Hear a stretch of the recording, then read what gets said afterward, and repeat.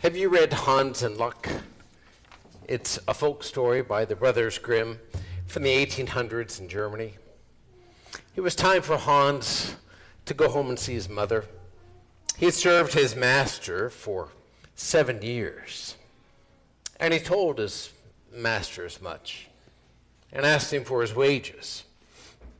Well, he had served his master so well that his master gave him as payment a lump of gold the size of Hans's head. So he hoisted it on his shoulder and began his journey home.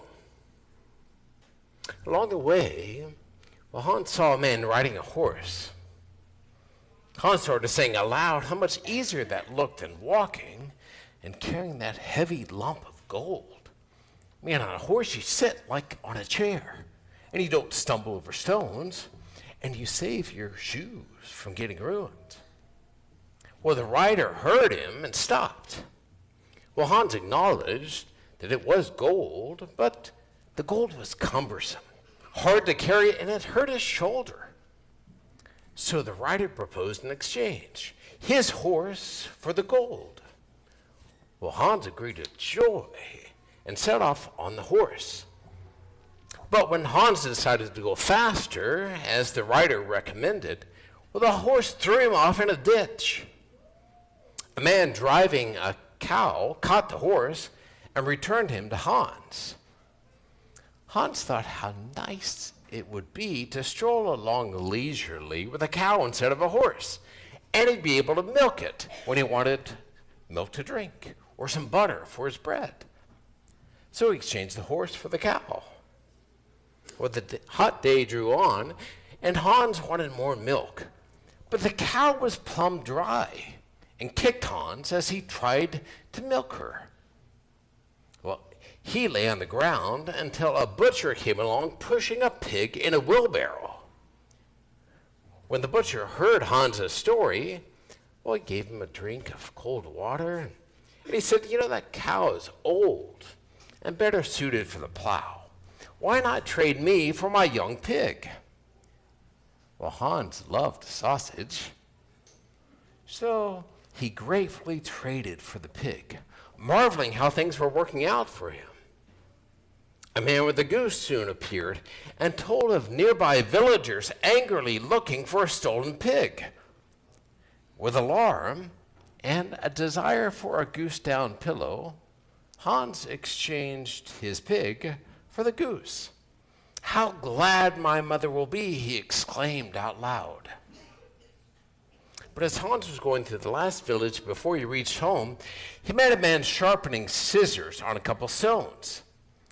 Well, Hans relayed all of his good luck and trades, to which the grinder said that grinding really is where it's at.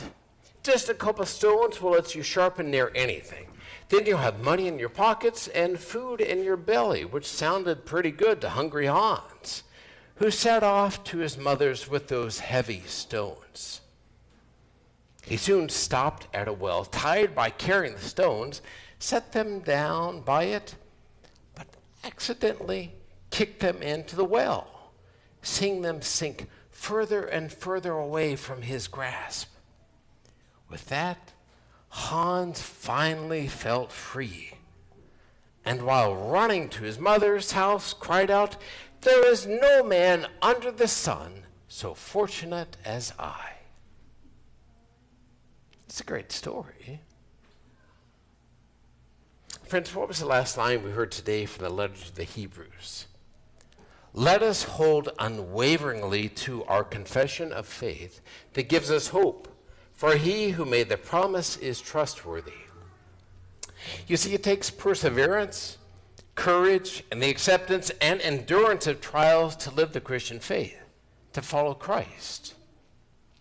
Hold unwaveringly to what seems like a burden at times, but is more valuable than gold. Resist the temptations to exchange it for something that appears liberating and easy. Hold fast when your marriage goes through tough patches, when you find that your friends don't share your convictions of faith, when you feel alone or abandoned. He who made the promise is trustworthy. Don't be disheartened when you lose a battle with pornography, drugs, alcohol, or when you waste time on social media or money on things you don't really need. Jesus intercedes for us in heaven. Get up, try again. Don't trade away what is precious. In the midst of illness, the loss of loved ones, or the fragility or disappointments of old age, stand fast. Christ appears before God on your behalf. Today, in the Ascension of the Lord Jesus, we celebrate that God has made room for us in himself, for our humanity forever. Persevere in making space for God in your life. Don't give up. Trade God away for nothing.